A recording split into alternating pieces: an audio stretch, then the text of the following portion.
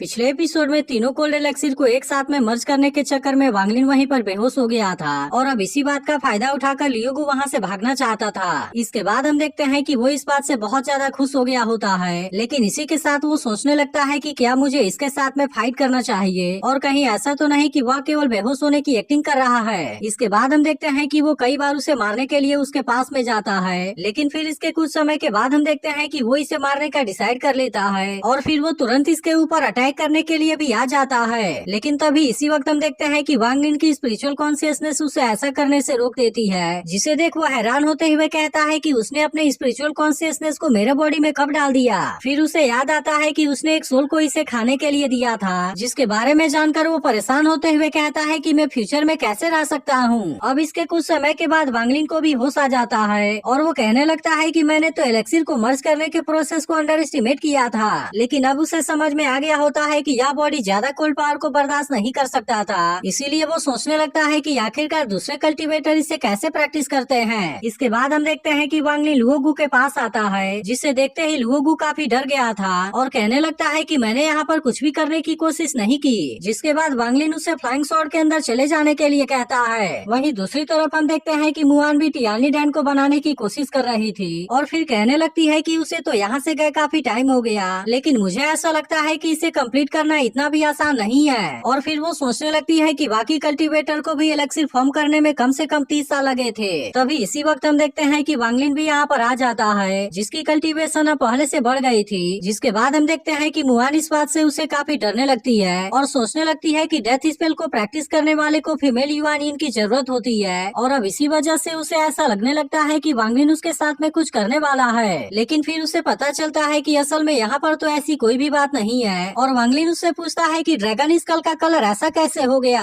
तब इस पर मुआन उसे बताती है कि ड्रैगन के पूरे बॉडी के अंदर पॉइजन भरा हुआ था और इसी वजह से अब उसके बोन भी पर्पल कलर के हो गए हैं। तब इसके बारे में जानकर वांगलिन कहता है कि यह पॉइजन तो सच में बहुत ही खतरनाक है, लेकिन इसके बाद भी ड्रैगन के ऊपर इसका असर क्यों नहीं हुआ। तब इस पर मुआन उसे बताती है कि ड्रैगन के पूरे बॉडी में टॉक्सिन भर गया था, जिसके वजह से ही इस पॉइजन का इसके ऊपर कोई भी असर नहीं हुआ। तब इसकी बात सुनते ही वांगलिन को एक बहुत अच्छा आइडिया आता है और फिर वो सोचने लगता है कि अगर मेरी बॉडी कोल्ड को बर्दाश्त नहीं कर सकती तो फिर इसके लिए मुझे भी अपनी बॉडी को पूरी तरह से कोल्ड बना देना चाहिए। जिसके बाद हम देखते हैं कि वो ड्रैगन स्कल को अपने पास रख लेता है और वो मुआन से कहता है कि जैसे ही तुम एलेक्सिर को कंप्लीट कर दोगी मैं तुम्हें वैसे ही यहाँ से वापस भेज दूंगा। अब इतनी बात कहने के बाद वो यहाँ से सीधे 14th वैली में आ जाता है, क्योंकि यहाँ पर ऐसी कोल्ड एयर होती है जो कि सोल को भी फ्रीज कर सकती है। इसके बाद हम देखते हैं कि वांगलिन यहाँ से नीचे की तरफ जाने लगता है, लेकिन फिर एक पॉइंट पर जाकर वो वहीं पर रुक गया था, क्योंकि वहाँ पर इतनी कोल्ड एयर होती है जो कि इसके सोल कॉन्शियसनेस को भी पूरी तरह से फ्रीज कर देगी। इसके बाद हम देखते हैं कि वो फिर से यहाँ पर तीनों कोल्ड एलेक्सिर को कंबाइन करने का प्रोसेस स्टार्ट कर देता है। लेकिन वहीं दूसरी तरफ हम देखते हैं कि समय गुजरने के साथ बर्निंग किंगडम में फायर बीस्ट का प्रॉब्लम भी सॉल्व हो गया था, लेकिन इसके बाद भी वहाँ पर बर्निंग अलायंस और सुआनो किंगडम के बीच में बहुत ही शानदार फाइट हुई, जिसमें कि बर्निंग अलायंस वाले सुआनो किंगडम के ऊपर भारी पड़ने लगे और इसीलिए आखिरकार उन दोनों पार्टी के बीच में समझौता हो गया। लेकिन इसके बाद भी हम देखते हैं कि वांगलिन अभी भी यहाँ पर कल्टीवेशन कर रहा होता है ताकि वो किसी तरह से तीनों कोल्ड एलेक्सिर को एक साथ में कंबाइन कर सके,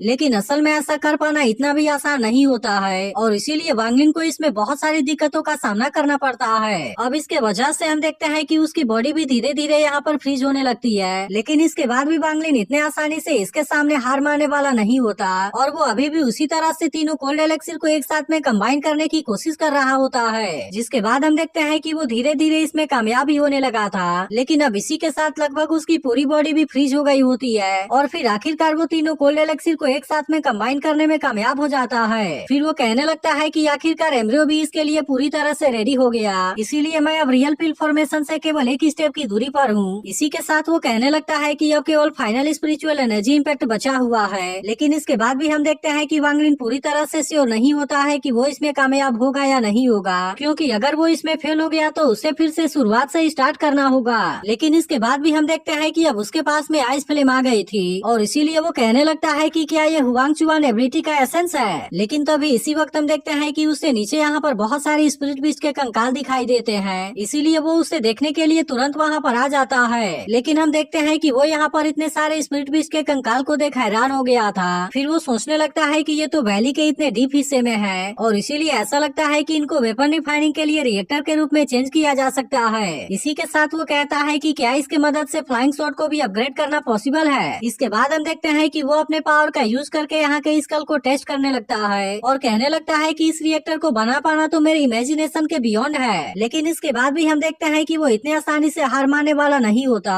और कहने लगता है कि यहाँ पर तो इतने सारे स्पिरिट बीस्ट के स्कल हैं, लेकिन ऐसा लगता है कि इसमें से कोई भी रिएक्टर बनने के लिए काबिल नहीं है। इसके बाद हम देखते हैं कि वो बड़े स्पीड के साथ में अपने पावर का यूज करके यहाँ के स्कल को टेस्ट करने लगता है, लेकिन अभी भी उसे रिएक्टर के लिए कोई अच्छा सा स्कल नहीं मिलता। लेकिन इसके बाद हम देखते हैं कि वो यहाँ पर एक ही बार में अपने बहुत सारे पावर को यूज करने का डिसाइड कर लेता है, जिसके वजह से अब उसकी पावर यहाँ चारों तरफ फैलने लगी थी और इसीलिए जितने भी बेकार स्कल होते हैं वे इसमें डिस्ट्रॉय हो जाते हैं। लेकिन फिर इसके बाद हम देखते हैं कि यहाँ पर इसमें से एक स्कल बच गया था, जिसे देखते ही वांग लिन भी तुरंत उसके पास आता है और फिर वो कहता है कि यह तो केवल 9th ग्रेड का रिएक्टर है। अब इसी वजह से उसे अफसोस होता है कि इतना मेहनत करने के बाद भी उसे 10th ग्रेड वाला रिएक्टर नहीं मिल सका। जिसके बाद वो कहने लगता है कि अब मुझे वेपन रिफाइनिंग के लिए इसका ही यूज करना पड़ेगा। लेकिन असल में वांग लिन को ये पता नहीं था कि वॉर टेम्पल के वेपन रिफाइनिंग के मास्टर के पास में भी केवल 6th ग्रेड वाली रिएक्टर होती है, जबकि इस समय यह तो वेपन रिफाइनिंग के लिए 9th ग्रेड वाले रिएक्टर का यूज कर रहा था और इसी वजह से वो केवल आधी मेहनत में दोगुने रिजल्ट को हासिल कर सकता है। लेकिन इसके बाद हम देखते हैं कि वो इसी की मदद से अपने वेपन को अपग्रेड करने के लिए रेडी हो गया था, जिसके लिए सबसे पहले वो लुओगु को अपने फ्लाइंग शॉट से बाहर निकाल देता है और अब इस तरह से वो अपने फ्लाइंग शॉट को रिफाइन करने के लिए भेज देता है। जिसके बाद हम देखते हैं कि इसका फ्लाइंग शॉट बिल्कुल एक ही झटके में रिफाइन हो गया था और इसे देख ऐसा लग रहा था कि अब इसके पास में बहुत ही शानदार कोल्ड पावर आ गई है। जिसके बाद हम देखते हैं कि वांग लिन भी इस बात से बहुत ज्यादा खुश हो गया था और फिर वो अपने अपग्रेड हो चुके फ्लाइंग शॉट को अपने अंदर रख लेता है। तब इसे देख लुओगु कहने लगता है कि इसे तो तुम निगल गए और इसीलिए मैं कहाँ पर रहूंगा। जिसके बाद हम देखते हैं कि वांग लिन ने इसके लिए किसी दूसरे चीज को रेडी किया होता है और फिर वो लुओगु से इसके अंदर चले जाने के लिए कहता है। इसके बाद वो कहता है कि अब मुझे किसी भी तरह से टियानली डैन को हासिल करना है। इसके बाद अगले सीन में हम देखते हैं कि वो डिमन सी के नैंडू सिटी में आ गया था, जो कि यहाँ के 998 सिटी में से एक होता है। लेकिन असल में अब इस जगह पर जो टियान सेक्टर के सोल डिस्ट्रॉइंग सेक्टर ने कब्जा कर लिया था। इसके बाद हम देखते हैं कि वांग लिन अपना ड्रेस चेंज करके वेपन रिफाइनिंग पवेलियन के सामने आ गया था, जहाँ पर की अलग अलग तरह के बहुत सारे ट्रेजर बेचे जाते थे। लेकिन फिर हम देखते हैं कि वांग लिन जैसे ही इसके अंदर आता है, एक आदमी तुरंत अपने पावर का यूज करके इसके कल्टीवेशन को ऑब्जर्व करने लगता है। फिर वो कहने लगता है कि मेरे तो एक्सप्लोरेशन स्किल के अंदर कोई भी गड़बड़ी नहीं होनी चाहिए और इसीलिए मुझे समझ में नहीं आता कि आखिरकार ये आदमी अचानक से एलेक्सिर फॉर्मेशन स्टेज में कैसे पहुंच गया।